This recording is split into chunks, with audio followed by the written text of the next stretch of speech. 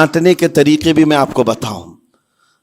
میرے والد گرامی فرمایا کرتے تھے، حضور حافظ ملت رحمت اللہ علیہ جو الجامعۃ الاشرفیہ مبارک پور کے بانی ہیں اور بڑے محدث جنہوں نے ایک نہیں ہزاروں عالم پیدا کیے، اس ہندوستان کی بات کر رہا ہوں.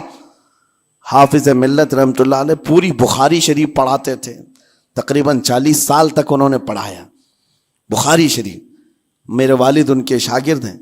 فرماتے ہیں جب وہ بہت زیادہ ناراض ہو جاتے کسی سے، ڈانٹنا ہوتا، ہر استاد بچے کو ڈانٹتا ہے، کبھی کچھ بچہ نافرمانی کر جائے یا مزاج کے خلاف بات کرے تو استاد ڈانٹتا ہے. تو حافظ ملت رحمت اللہ علیہ اگر کسی شاگرد کو ڈانٹتے بھی غصے میں تو کہتے ہیں اے جنتی کیا کر رہا ہے. کہتے ہیں اگر یہ جملہ قبول بھی ہو جائے تو بچہ جنتی ہو جائے. لہجے کی یہ استعمالات اولیاء سے سیکھو میرے عزیزو. غصے پر کنٹرول اس وقت تمہارے اخلاق معلوم ہوتے ہیں جب تمہارا غصہ عروج پر ہوتا ہے. اس وقت تمہاری حقیقت لوگوں کے سامنے آتی ہے.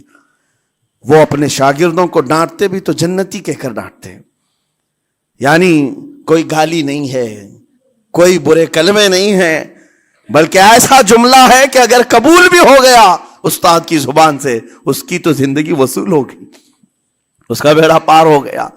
ہمارے درمیان ماں باپ کو بھی یہ چاہیے کہ بچوں کو کس طرح کے اخلاق آپ دے رہے. گفتگو کرنے کے متعلق قرآن میں اللہ تعالیٰ نے آداب بتائے ہیں. جب آپ گھروں کے اندر موجود ہوں تو بچوں کے سامنے کس طرح کی گفتگو کیا کریں گے، کیسی بات کریں گے. شوہر اور بیوی جس طرح کی باتیں کر رہے ہیں بچے کے دماغ میں وہ پورا کا پورا چھپتا ہے، ٹرانسفر ہوتا ہے. اسی لیے کہا گیا ایڈلٹ گفتگو کبھی بھی بچوں کے درمیان نہیں کی جائے گی. جو میچورٹی میں نہیں ہے ان بچوں کے سامنے ماں اور باپ بیٹھ کر کے کلام بھی نہ کریں، بات نہ کریں. معاشرہ تو آج ایسا ہے سب پوری فیملی لے کر کے بیٹھے ہوئے ہیں، اور حد تو یہ ہے کہ گندی فلمیں سامنے لگی ہوئی رہتی ہیں. وہ کیسے بچا پاؤ گے؟ 4 سال 5 سال کے بچے کے اندر بھی وہ گفتگو، وہ مکالمات، ایک دوسرے سے بات کرنے کی تمیزیں، وہ سب وہاں سے سیکھتا آ رہا ہے. گھروں کے اندر ماحول کو تبدیل کرنے کے لیے آپ کی اپنی زبان پر کنٹرول اور اپنے بچوں کی تربیت اور ان کی زبان پر کنٹرول بہت ضروری ہے. پھر دیکھنا آپ یہ معاشرہ پیدا کر کے کل کو آپ کا بچہ نکلے گا، اس کی تمیز، اس کے اخلاق پر ہر کوئی اش اش کرے گا. چند دنوں کی محنت ہے آپ کی، لیکن بچے جب سلیقے کے ساتھ گفتگو کریں تو لوگوں کا دل جیت لیا کرتے ہیں. بات کرنے کے آداب ایسے ہیں کہ لوگ دل جیت لیا کرتے ہیں. یہ میرے استاد گرامی مصر کے رہنے والے تھے. جب خطابت ہمیں سکھا رہے تھے گفتگو کرنے کے آداب، تقریر کرنے کے آداب، تو ایک امام غزالی کا قول تھا کلم الناس علی قدر عقولہم، لوگوں سے ان کی عقل کے مطابق بات کرو. اس پر وہ سمجھاتے ہوئے ہمیں ٹریننگ دیتے تھے اور کہتے تھے کہ تمہارے پاس آنے والے کئی طرح کے لوگ ہوں گے. اگر تم امام ہو، اگر داعی ہو، خطیب ہو، مقرر ہو، کوئی غریب گھر سے، کوئی بڑے امیر گھر سے، کوئی پڑھا لکھا آئے گا، کوئی جاہل ہوگا، کوئی بدتمیز بھی ہوگا، کوئی نیکوکار، کوئی گنہگار، سب طرح کے مکس مجموعہ تمہارے پاس ہوگا. ان سے خطاب کرنا، ان سے بات کرنا، کس انداز سے بات کرو گے، کیسے ان سے کلام کرو گے. میرے عزیزو یہ ہمارا اپنا ہنر نہیں ہے. ہم جو آپ کے سامنے گفتگو کر رہے ہیں یہ ہمارا فن نہیں ہے، یہ اپنا پیدا کیا وہ ہنر نہیں ہے.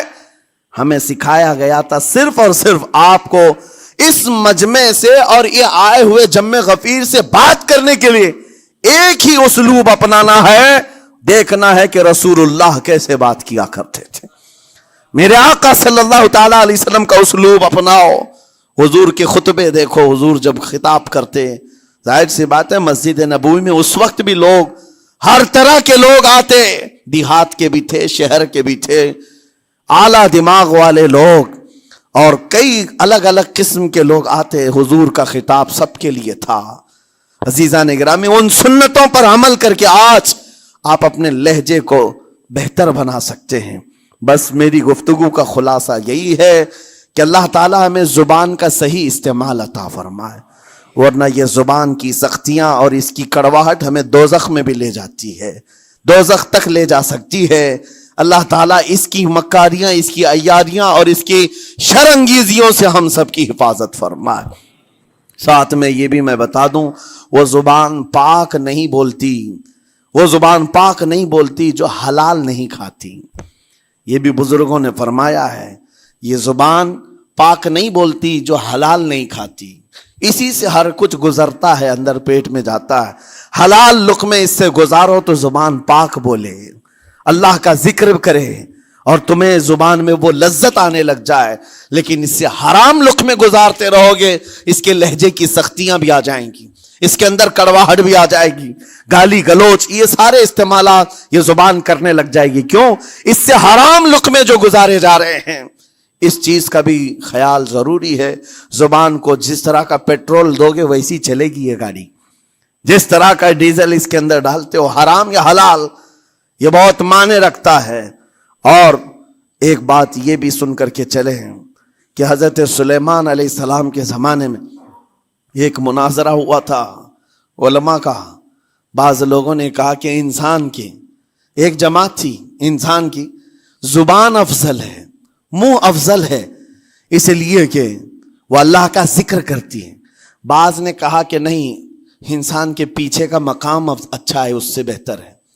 یہ دونوں کی تکرار میں حضرت سلیمان علیہ السلام کے پاس بات آئی، آپ بتائیں۔ تو ان سے پوچھا تم اتنی بڑی بات کیوں کہہ رہے ہو؟ اس کے پیچھے کا مقام اچھا ہے۔ کہا کہ اس لیے کہ وہ صرف نجاست نکالتا ہے، وہ صرف نجاست نکالتا ہے، وہ مقام غلاظت باہر کرتا ہے، غلاظت اندر لیتا نہیں۔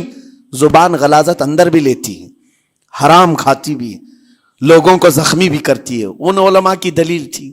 تب آپ نے فرمایا بات ٹھیک ہے، جس انسان کا زبان پر کنٹرول نہیں، حرام کھاتا ہو اور بد کلامی کرتا ہو، گالی گلوچ ساری چیزیں کرتا ہو، آپ نے فرمایا اس سے بہتر اس کا پیچھے کا مقام ہے۔ اور جو انسان کنٹرول رکھتا ہے، حلال کھاتا ہے اور لہجے کی نرمی رکھتا ہے، ظاہر سی بات ہے اس کا منہ ہی افضل ہے، اس کی زبان افضل ہے۔ اب یہ تو فیصلہ سب کا ہے، کس کو کیا چیز اختیار کرنی ہے۔ عزیزان گرامی اوقات، یہ بہت بڑی بات ہے جو میں آپ کے سامنے کہہ رہا ہوں۔ زبان کو اگر کسی دوسری جگہ سے کمپیئر کیا جائے تو لگتا ہوگا نرم، یہ بالکل اچنبے والی بات ہے، عجوبے والی بات ہے، یہ کون سا کمپیریزن ہے؟